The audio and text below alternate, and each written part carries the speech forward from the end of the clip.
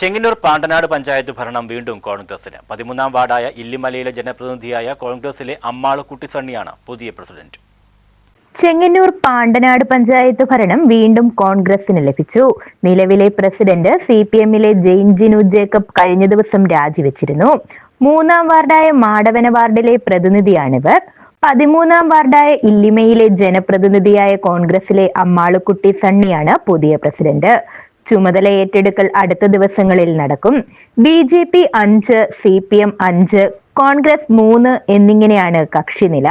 വ്യക്തിപരമായ കാരണങ്ങളാലാണ് രാജിവെച്ചതെന്ന് ജെയിൻ ജിനു ജേക്കബ് പറഞ്ഞു.